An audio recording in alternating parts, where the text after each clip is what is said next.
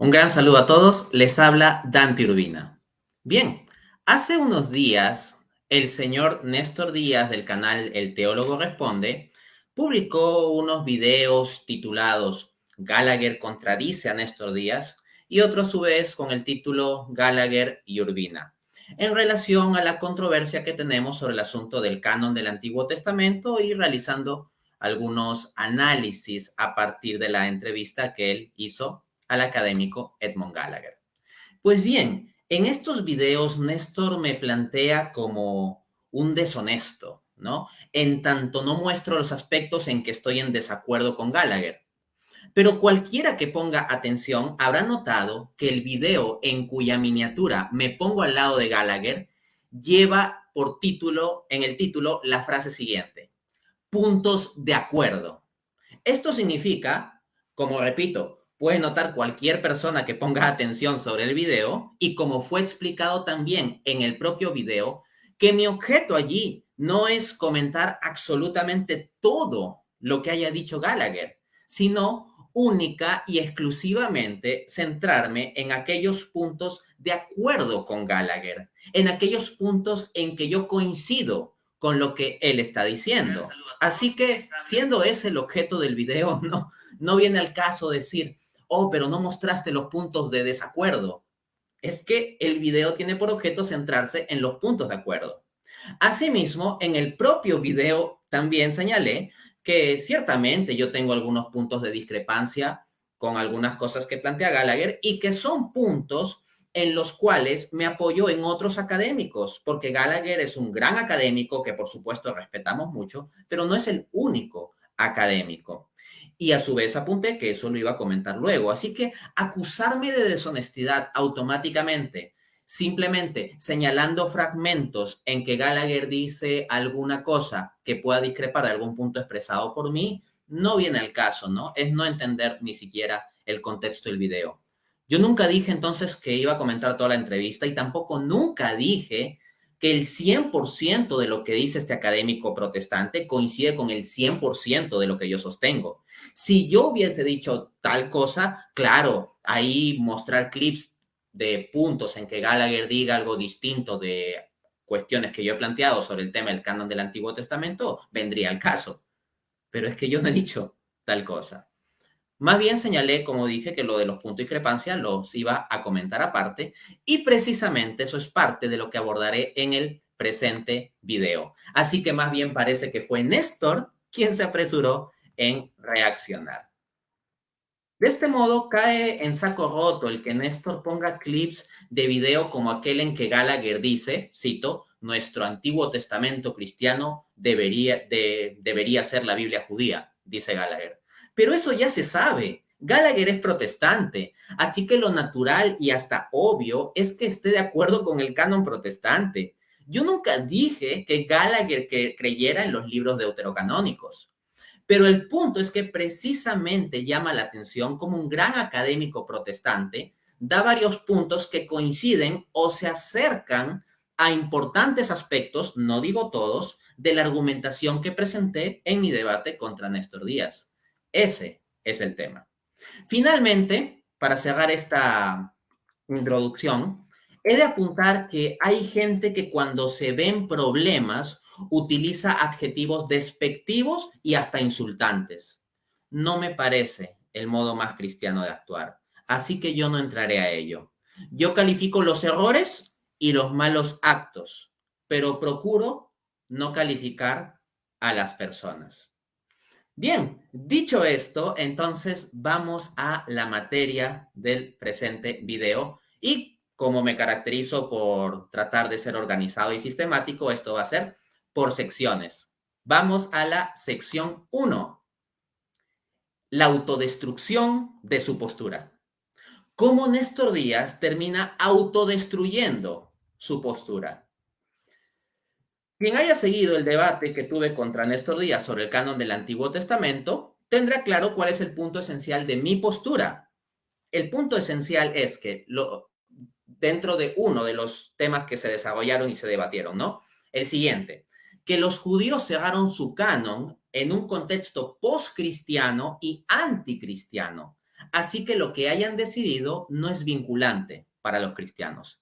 Ese fue uno de los puntos centrales que defendía en el debate sobre el canon del Antiguo Testamento versus Néstor Díaz, ¿no?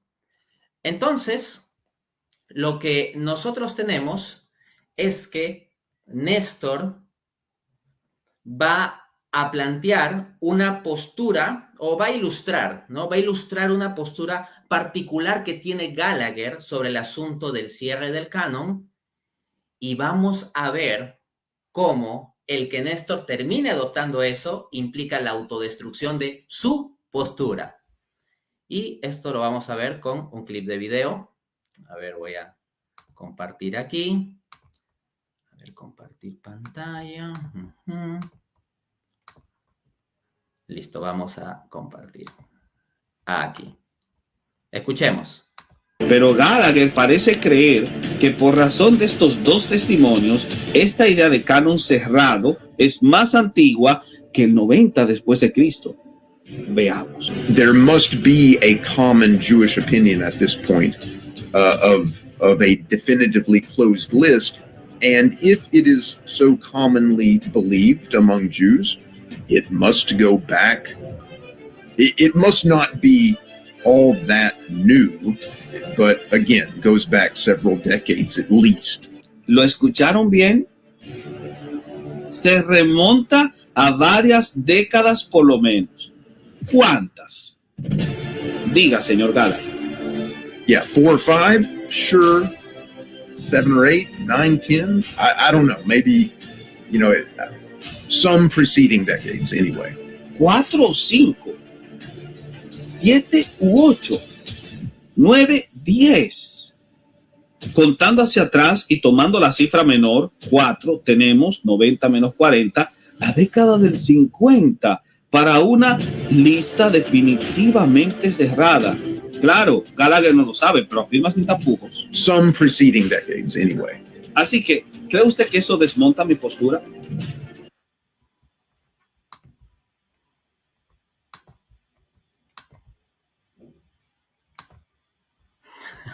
Bien, vamos a comentar esto.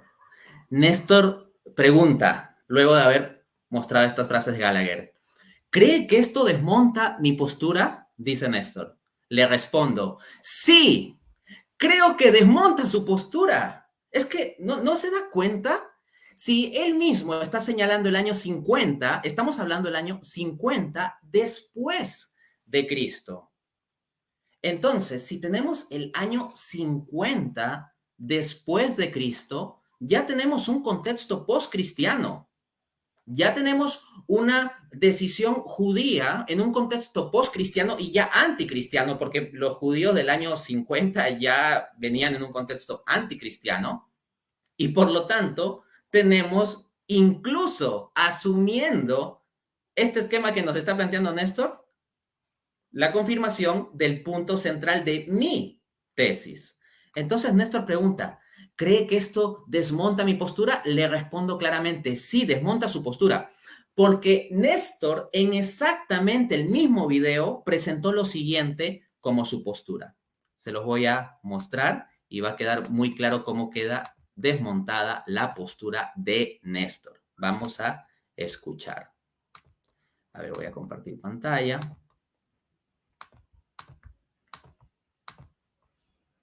Aquí está. Listo. Voy a quitar esto aquí. En esta se afirma que el canon del Antiguo Testamento se cerró en el siglo II antes de Cristo. Luego está la línea B, representada por Somber, Timothy Michael Law, tímidamente Lee Martin McDonald, y que señala el canon se cerró entre los siglos 2 al 4 después de Cristo. Yo sostengo la línea A.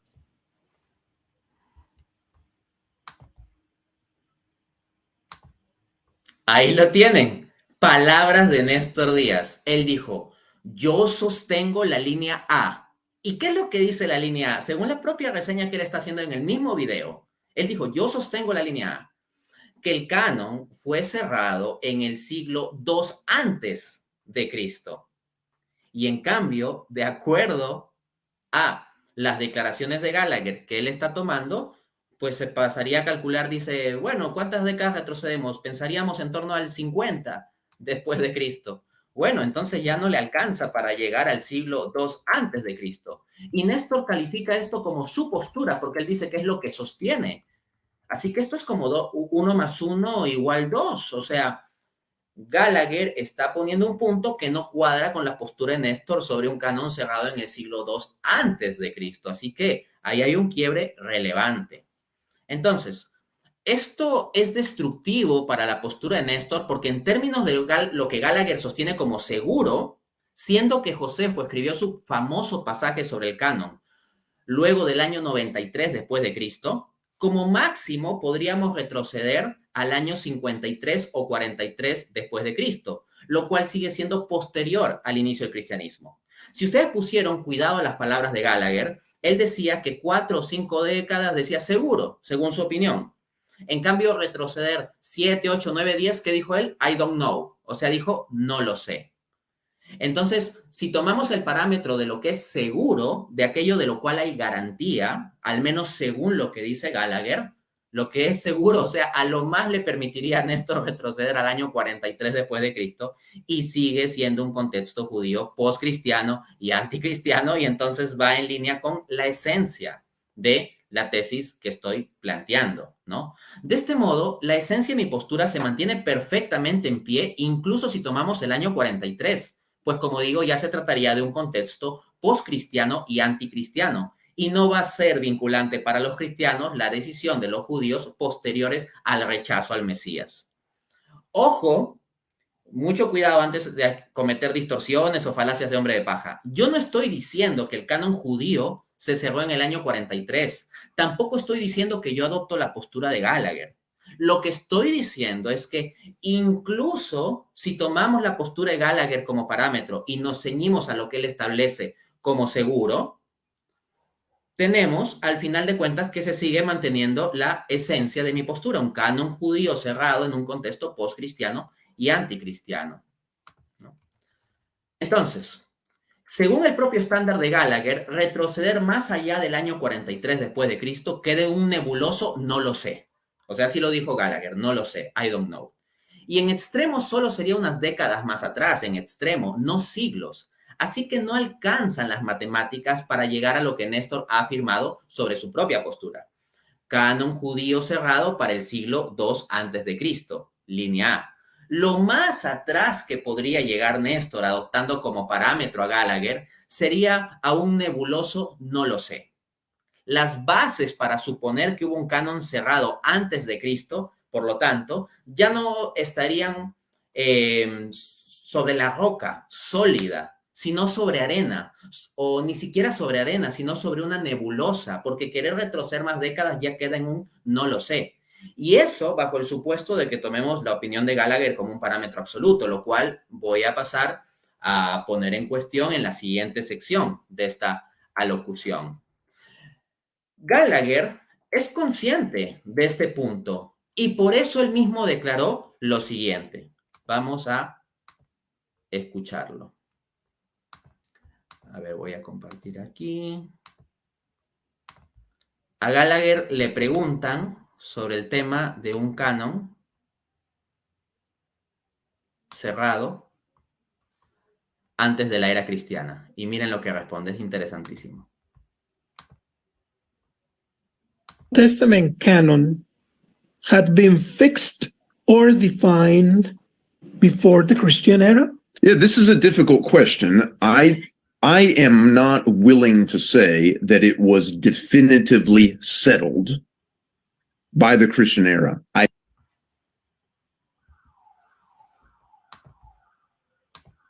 Ahí lo tienen, palabras de Gallagher.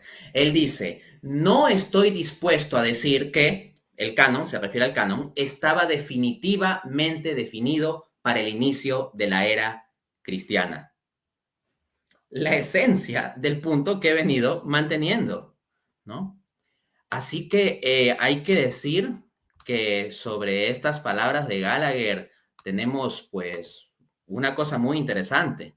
O sea, este mismo académico está diciendo que con los análisis y datos con los que él cuenta, él mismo no estaría dispuesto a decir que el canon estaba definitivamente definido para el inicio de la era cristiana. ¿Cómo podemos calificar las implicancias de esa respuesta? Dejemos que se califiquen con las palabras de Néstor Díaz. Por lo menos, de acuerdo con Gallagher. Esto sin duda es una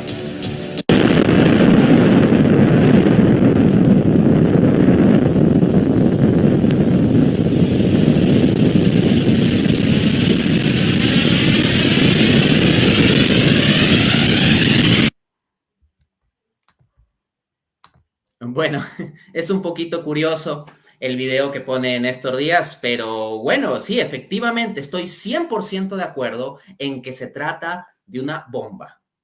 El pequeño problema es que es una bomba que explota en las manos del argumento de Néstor.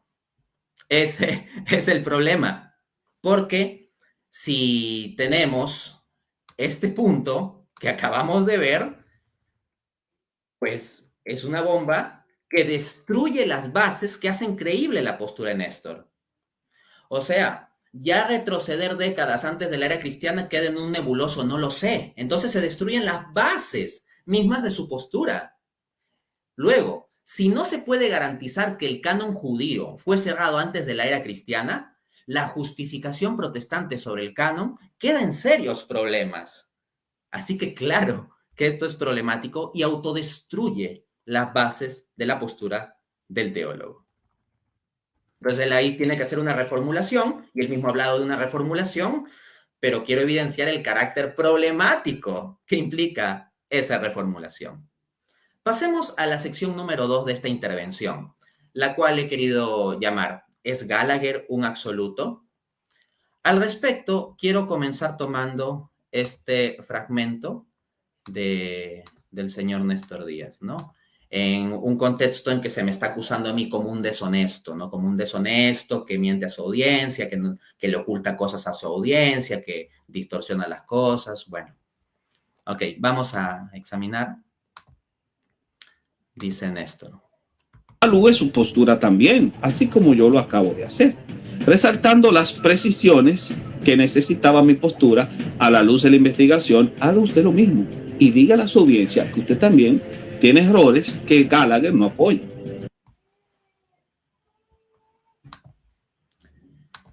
Entonces, pareciera que aquí Néstor está tomando a Gallagher como un absoluto.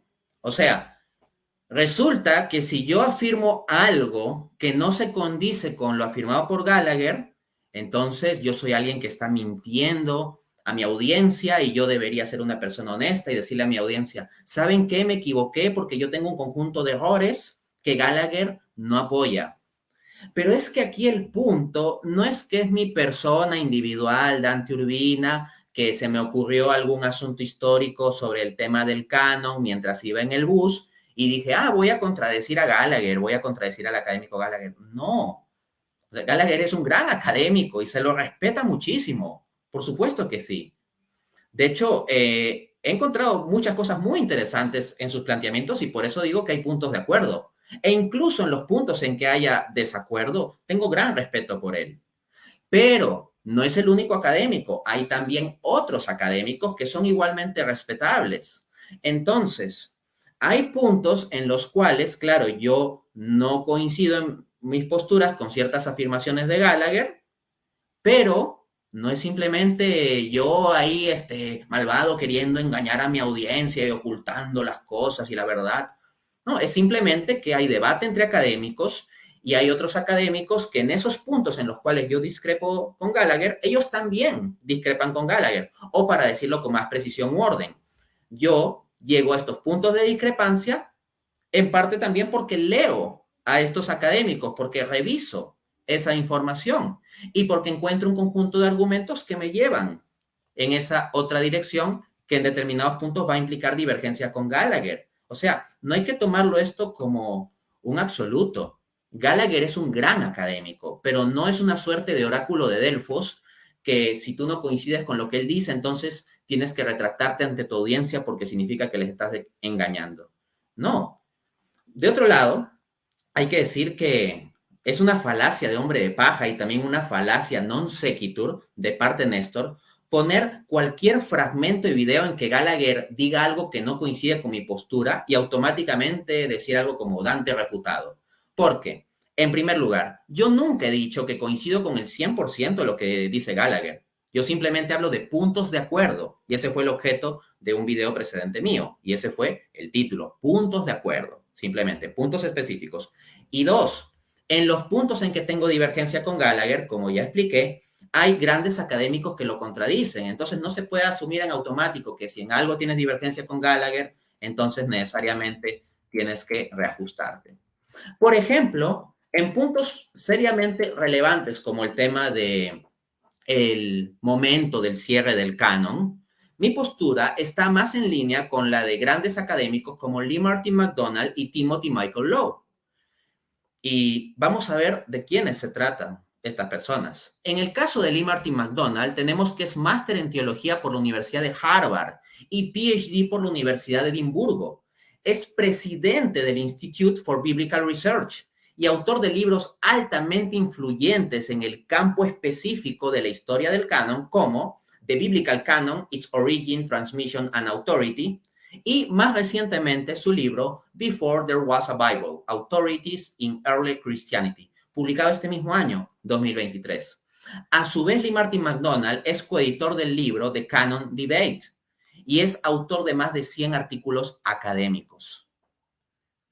Entonces, me entenderán que si hay algún punto en que tengo discrepancia con Gallagher, pero ese mismo punto es apoyado por Lee Martin McDonald, o sea, no es que automáticamente tenga que seguir a pies juntillas lo que dice Néstor y decirle a mi audiencia, oh sí, todo el tiempo los estuve engañando porque discrepo con Gallagher.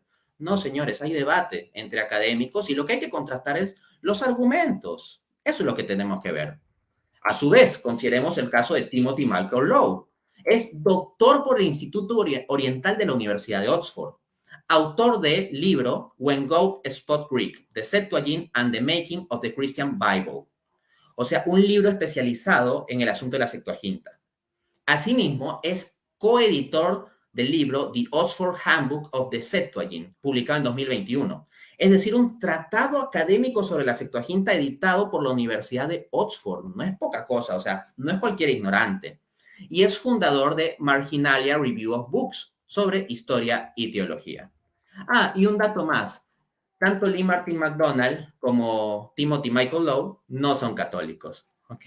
Así que no se puede hablar de un sesgo católico en sus juicios. Ahora bien, quisiera hacer una precisión.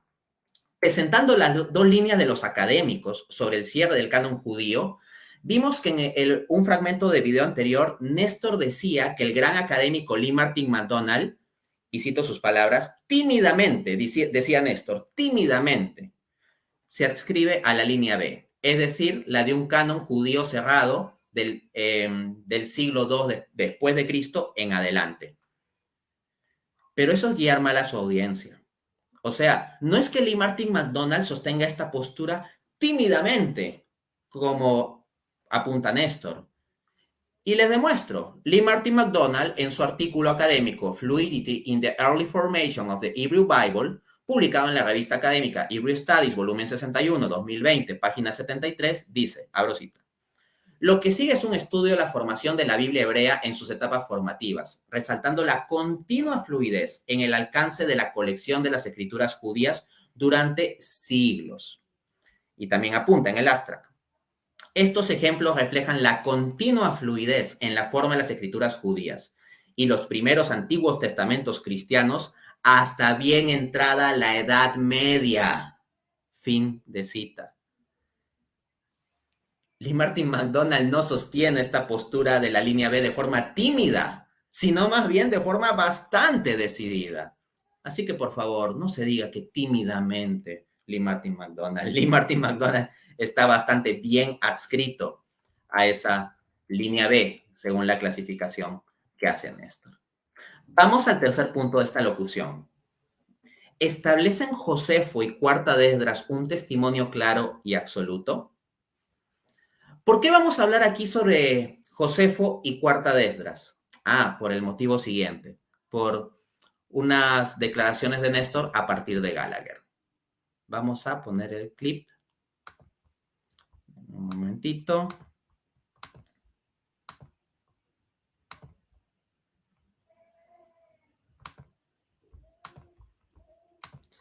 A ver, sí. Y acá les comparto. Ya está. Vamos a verlo aquí. ¿Qué sostiene? Que el canon veterotestamentario se cerró en el siglo I después de Cristo. Y la evidencia es Josefo y el autor de Cuarta Esdras, teniendo todos una canon consciousness. Entonces, Néstor plantea la línea de Gallagher de un canon cerrado en el siglo I después de Cristo, o sea, tenemos que es después de Cristo, y se plantea como los puntos de fundamentación histórica Josefo, el testimonio Josefo, y de Cuarta de Esdras. Así que vamos a analizar si es que estos testimonios pueden tomarse como un absoluto. Y de nuevo, no enfoquemos equivocadamente esto de que, Dante Urbina pensó algo mientras estaba yendo en el bus y se le ocurrió decir cualquier cosa para contradecir a Gallagher. No. Lo que vamos a mostrar es que hay múltiples académicos serios que pues tienen divergencias respecto de que fuentes como Flavio Josefo o Cuarta de Esdras establezcan realmente un cierre del canon judío. Gallagher mantiene ese tipo de postura y es respetable. Claro está, es una postura intelectualmente respetable, pero hay varios autores relevantes de un currículum también bastante abultado que discrepan. Y vamos a ver un poquito los fundamentos de esto, ¿no? Entonces, para enfatizar, el punto aquí es que hay varios académicos que no toman el testimonio Josefo y Cuarta de Esdras como un absoluto o fecha límite máxima para establecer el cierre del canon. Pues aparte de que la discusión canónica siguió entre judíos incluso después de Josefo y Cuarta de Esdras, nos encontramos con que tanto Josefo como Cuarta de Esdras no dan una lista. Ninguna de esas dos fuentes te da una lista exacta de cuáles son los libros del canon judío. Repito, no dan una lista. La primera lista disponible que tenemos del canon judío es del siglo II después de Cristo. Estas fuentes del siglo I no dan una lista. Y más bien hay incertidumbre en torno a qué libros realmente incluyeron. Y Gallagher, como buen académico que es, sabe que existen estas incertidumbres y lo reporta. Y vamos a verlo. Now, Josephus gives the number 22. Fourth Ezra gives the number 24. Scholars, of course, disagree on how to work that out, but I think it is likely that 22 equals 24. It's the same. It's just. Ahí lo tenemos. ¿Qué nos está diciendo Gallagher? En primer lugar, Josefo no te da una lista de 22 libros. Te dice 22 libros. O acumulando los libros de los que él habla, llegas a 22.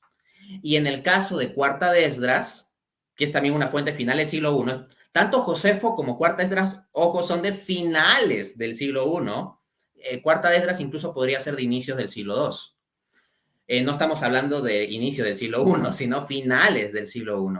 Pero ninguno de los dos ni siquiera da una lista. En el caso de Josefo, encontramos una referencia a 22 libros, y en el caso de Cuarta de Esdras, hablamos de 24 libros. Eso ya implica un problema, porque 22 no es igual a 24.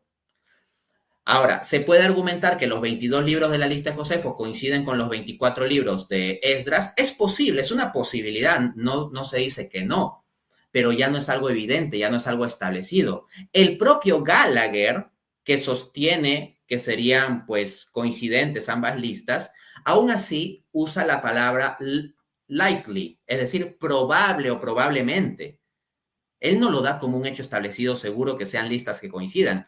Y él mismo señala que los académicos discuten realmente sobre cómo cuadrar estos números, ¿no? Entonces hay incertidumbres sobre el asunto. No es tan sencillo como se quiere presentar, ¿no? Entonces, tenemos la postura de Gallagher, ¿no? Que ya hemos establecido. Luego, vamos a comentar un poquito sobre estas fuentes, ¿no? En el caso de Josefo, yo no quiero hacer largo este video, entonces no voy a comentar sobre el caso de Josefo. ¿Por qué razón? O sea, no voy a comentar sobre los problemas con apelar al testimonio de Josefo. ¿Por qué razón? Porque ya lo hice antes y tampoco quiero abrumar de insistir en la misma información. ¿Dónde encuentran ustedes cuando yo hablé sobre los problemas con apelar a Josefo? Bien, lo van a encontrar a partir del minuto 10, les estoy dando hasta el minuto, a partir del minuto 10 de mi video titulado Son Escritura, refutando objeciones protestantes contra los deuterocanónicos. Ahí van a ver cómo señalo varios problemas con apelar a Josefo, incluyendo alegaciones que ya había hecho Néstor Díaz sobre el asunto.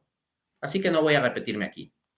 Y ojo, en ese punto, cuando analizo la cuestión de Josefo, no es que yo digo lo que me viene en gana porque me da la gana contradecir a los académicos y punto. No, me baso en académicos que encuentran dificultades con apelar a Josefo para establecer como un cierre claramente establecido del canon. En consecuencia, como ya hablé de Josefo, quiero centrarme en otra fuente de la cual no he hablado en videos anteriores, que es la de Cuarta de Esdras. Así que qué buena ocasión para ofrecer más información y más formación a la gente sobre el tema del canon. Entonces, vamos a ver algunas dificultades con la apelación a Cuarta de Esdras. Miren lo que dice el gigante académico protestante Lee Martin McDonald en su libro The Biblical Canon, Baker Academy, Grand Rapids, 2013, capítulo 6. Dice: no hay forma de saber con certeza si Cuarta de Esdras incluyó a Ruth, Lamentaciones, Ezequiel, Daniel, Eclesiastés o Cantar de los Cantares, los libros más comúnmente disputados en la tradición rabínica.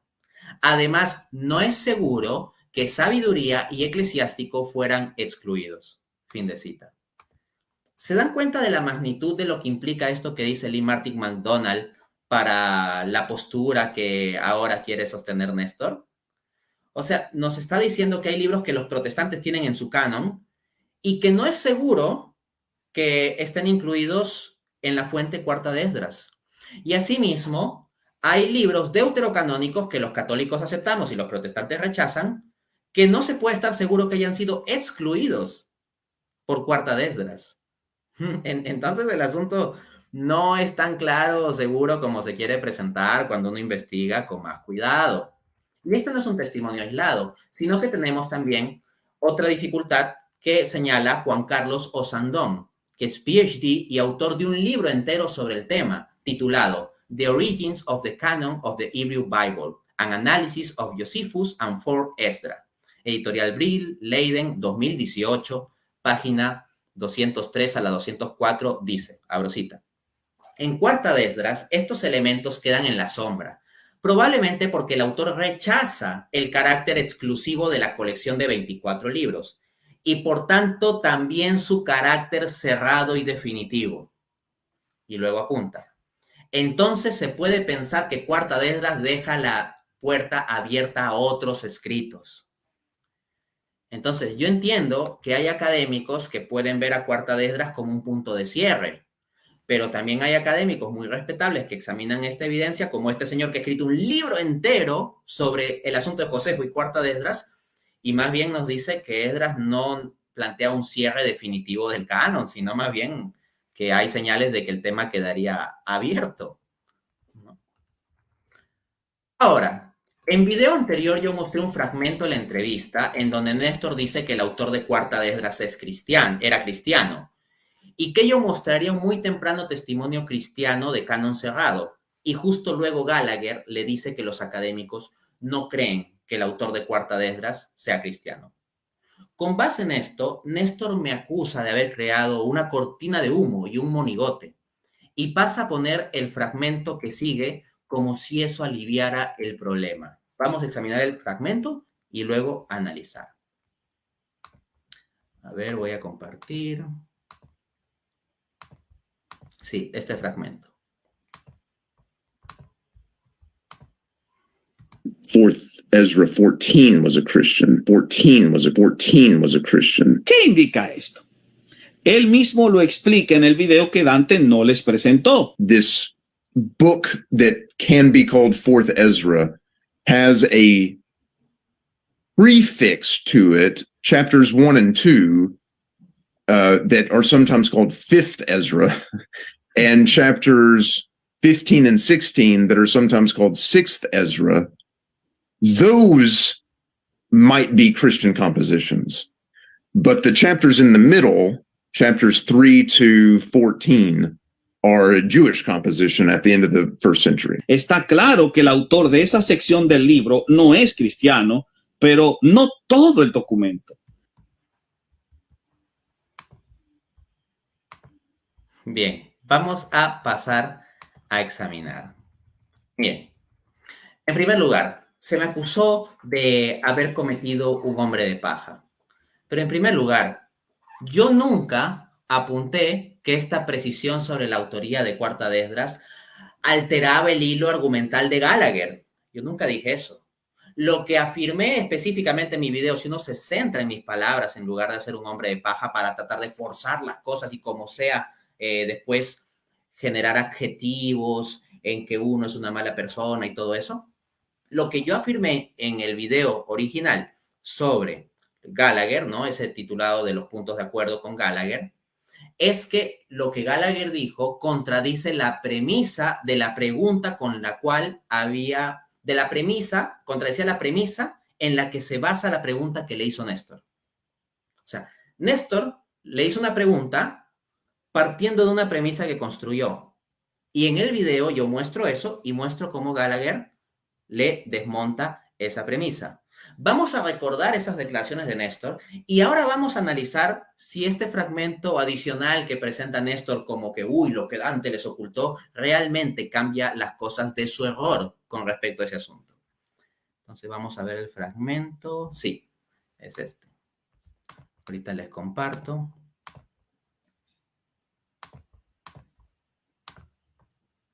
Ahí va. And I think the author of Poor Esdras, some scholars believe that was Christian. So we have like a Christian testimony very earlier to the end of the first century to make a conscious a canon consciousness that the Christian belief in this date very earlier.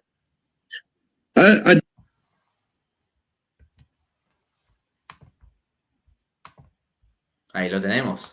Entonces, lo que estamos viendo es que Néstor plantea que cree que el autor de Cuarta de Esdras es cristiano y luego utiliza eso como elemento para decir que tendríamos un testimonio muy temprano de canon cerrado en la creencia cristiana.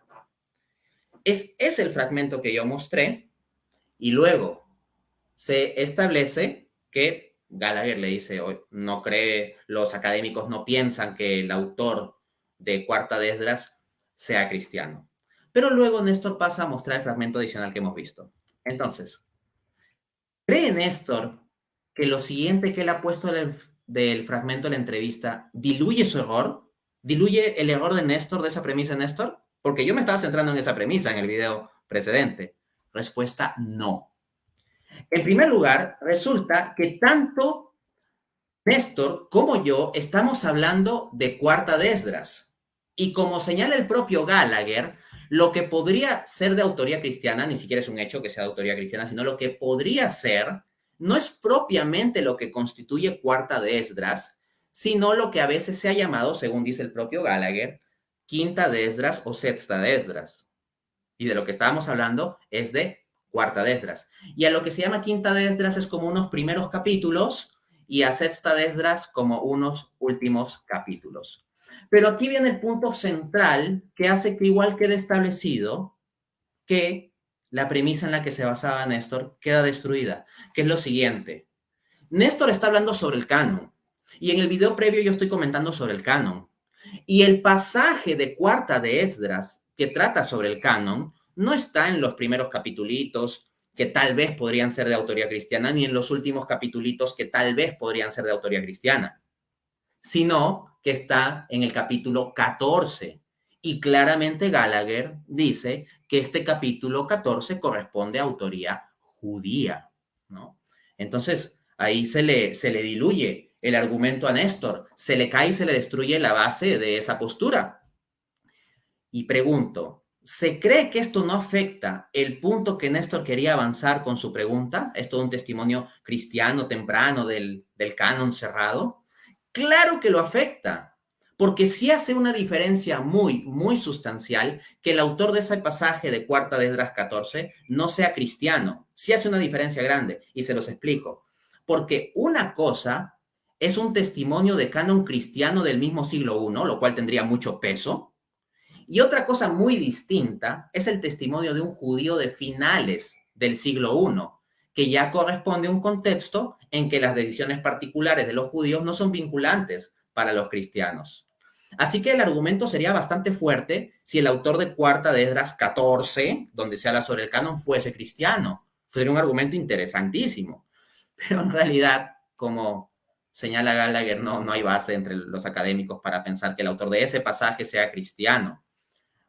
Entonces, ese testimonio sobre el canon de Cuarta de Esdras se habría escrito en un contexto judío postcristiano y anticristiano. Así que terminaría yendo en línea con lo que es esencial a mi tesis. Y si no me creen, pues les leo a un académico, Christopher Hurt, protestante, con PhD por el Southern Methodist University. En su artículo académico, The Scope of the Old Testament Canon, publicado en la revista Liben, volumen 12, número 1, año 2004, página 16, apunta: Cuarta de Esdras, de finales del siglo I o inicio del siglo II, refiere 24 libros sagrados para la lectura pública y otros 70 reservados para los sabios. Y luego dice, no provee una lista de libros en ninguna de las categorías. Y también apunta, durante la reconstrucción del judaísmo, luego de las revueltas judías del 66 al 70 después de Cristo, los líderes judíos se esforzaron en distinguirse de los cristianos. Y también dice, en la misma página, en respuesta, los líderes judíos enfatizaron fuertemente la versión hebrea del texto en contra de la Septuaginta. En resumen, ¿qué es lo que te está diciendo este académico protestante con PhD? Te está diciendo que el contexto de Cuarta de Esdras es un contexto anticristiano, un contexto en que los judíos ya estaban esforzándose en distinguirse de los cristianos y en que trataban de enfatizar el texto hebreo en contraste con la Septuaginta. Entonces sí que esto hace una diferencia importante en la argumentación y debilita el caso que quiere hacer Néstor. Hay que ver la información en conjunto. Pasemos a otro aspecto también muy controvertido, en donde pues hasta se han lanzado adjetivos. Bueno, yo omitiré eso, ¿no? Cuarta sección, el caso de la Septuaginta.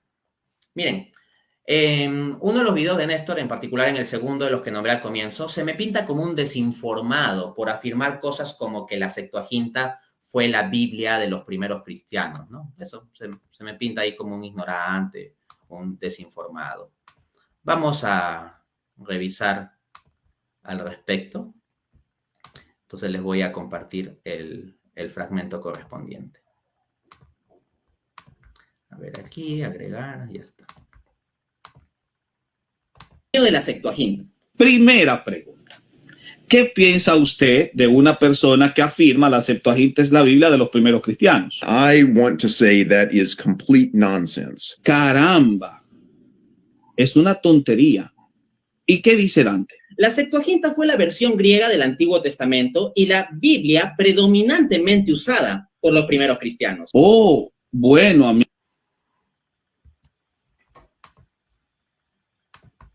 Caramba, ¿no saben también quién afirma que la Septuaginta fue la Biblia de los primeros cristianos? Porque sí, o sea, se me pone a mí como un tipo que afirma una tontería, que es un ignorante, ¿no? Porque de mi boca salió la frase, ¿no? De que la Septuaginta sería la Biblia, dice así, de los primeros cristianos. Pero caramba, no saben de quién también tenemos esa afirmación. Vamos a verlo. Que la Septuaginta sí fue la Biblia que leían los cristianos primitivos, es decir,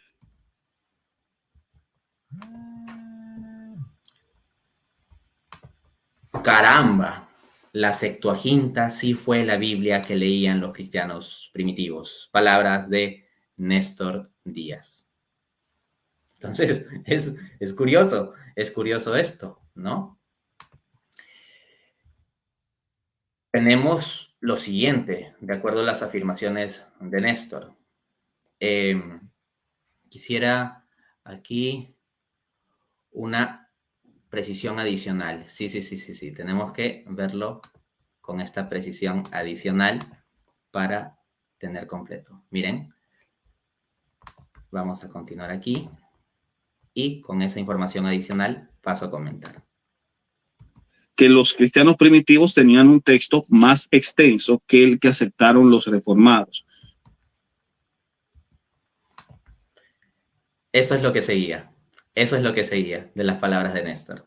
Entonces, ¿qué tenemos aquí? 1. Néstor llama a la Septuaginta la Biblia que leían los cristianos primitivos. Palabras de Néstor Díaz. Él dice, la Septuaginta sí fue la Biblia que leían los cristianos primitivos. Y número 2, dice que esta Septuaginta que leían los cristianos primitivos, dice que esta tenía un texto más extenso que el que aceptan los reformados. Esto implica la admisión de que los primeros cristianos habrían tenido un texto con una cantidad de libros más amplia que lo que tienen los protestantes. Interesante. De nuevo, el teólogo se autodestruye las bases de su postura. Ahora, si se me va a tratar a mí como un desinformado, alguien que afirma cualquier cosa por decir que la Septuaginta sería la Biblia de los primeros cristianos, y ya en un video precedente en que hablé sobre los mitos en torno a la Septuaginta, precisé también en qué sentido específico hablo sobre Biblia cuando me refiero a esto. He de decir que hay múltiples académicos que hablan en términos similares o equivalentes. Así que vamos a verlo. Natalio Fernández Marcos, doctor por la Universidad Complutense de Madrid y uno de los mayores expertos de habla hispana sobre la Septuaginta.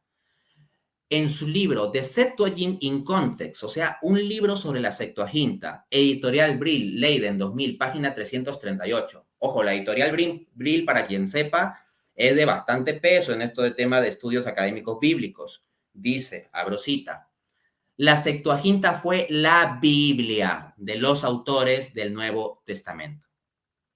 Asimismo, el gigante académico Lee Martin MacDonald, protestante, en su libro de este mismo año, Before There Was a Bible, Authorities in Early Christianity, T&T Clark, London, 2023, capítulo 1, afirma, abro cita, los cristianos primitivos generalmente adoptaron la traducción griega, la Septuaginta, de las escrituras hebreas, y esta incluyó otros libros no incluidos eventualmente en la Biblia hebrea o Tanaj.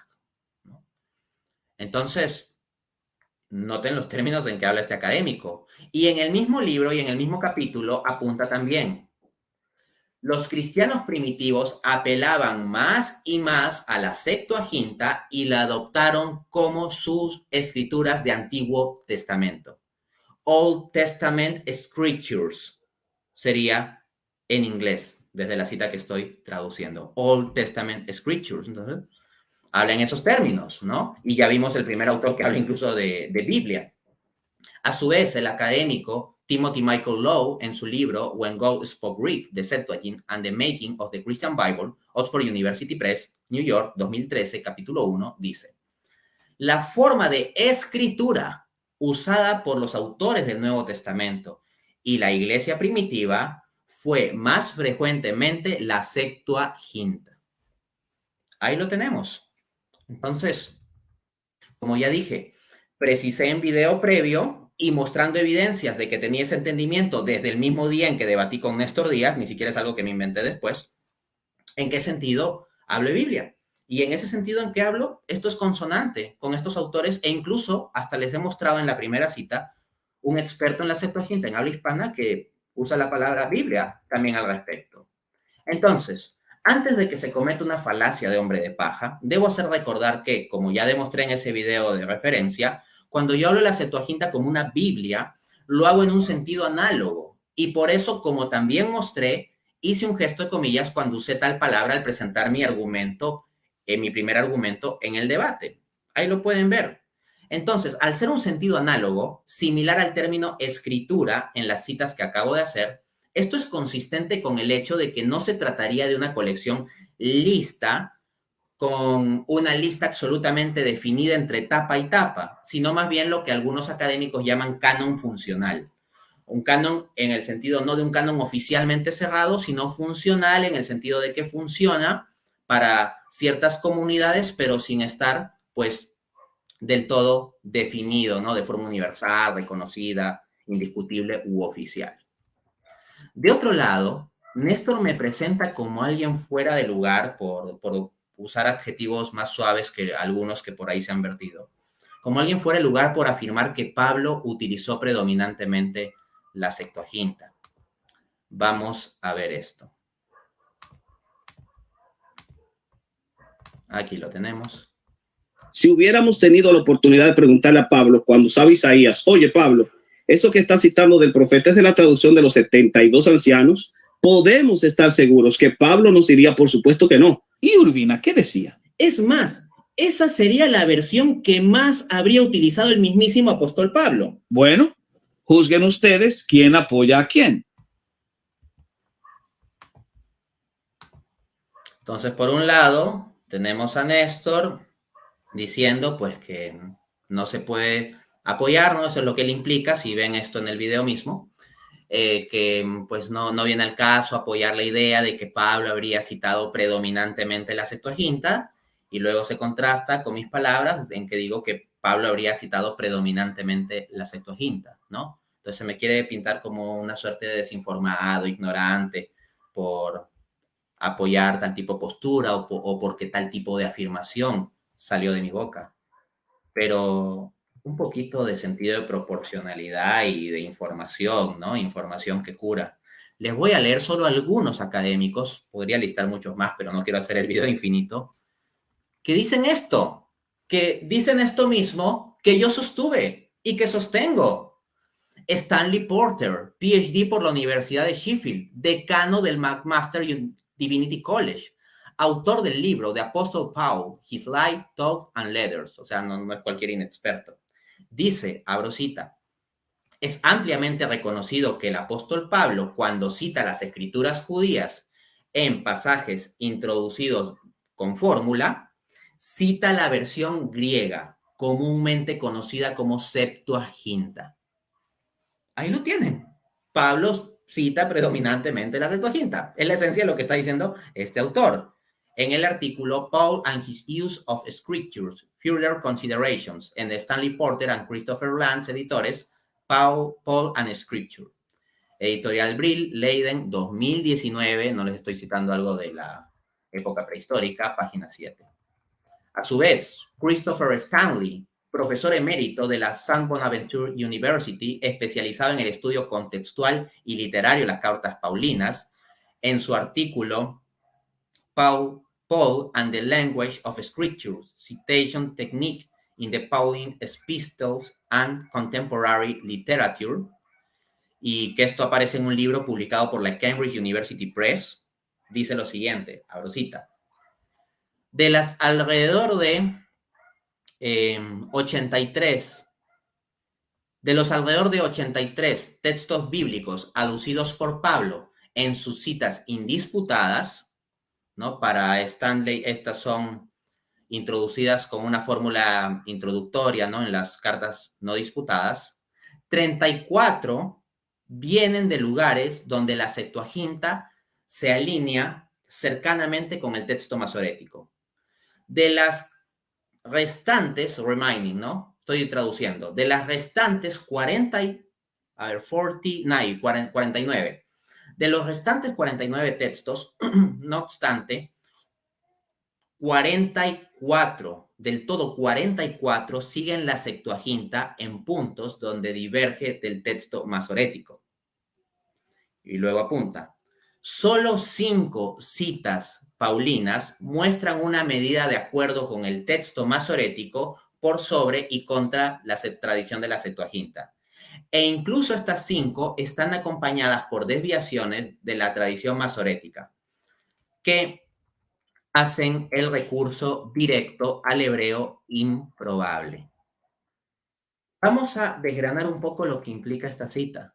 Esto implica que de las citas indisputadas de Pablo al Antiguo Testamento, el 40% corresponden a pasajes en que la Septuaginta corresponde con el texto masorético. Y de lo que resta, el 90% corresponde diferencialmente a la Septuaginta y solo el 10% diferencialmente al texto masorético.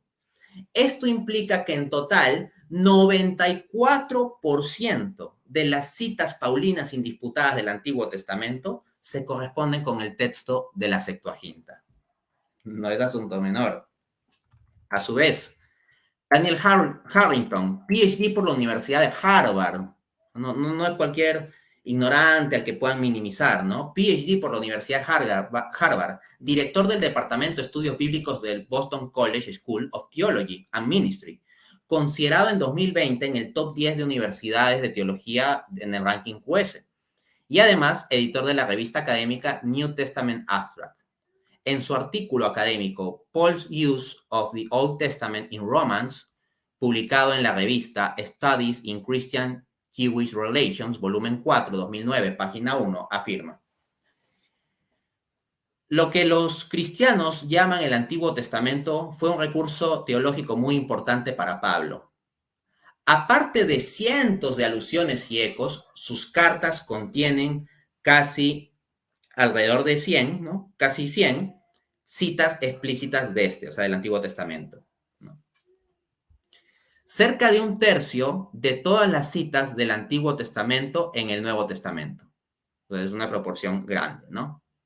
Y luego apunta en la misma página: estas están tomadas principalmente de la Biblia griega, y su fraseo es más cercano a la tradición textual preservada en el manuscrito alejandrino de la Septuaginta.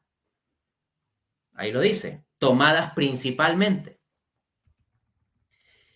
Por último, podría distar más, pero no vamos a extenuarlos, ¿no? Gordon Fee, académico protestante, PhD por la University of Southern California, en su libro Pauline Christology, an Exegetical Theological Study, Hendrickson Publishers, Peabody, 2007, página 20, afirma: hay buenas razones desde el corpus paulino mismo para nosotros utilizar este término. Se refiere al término Septuaginta.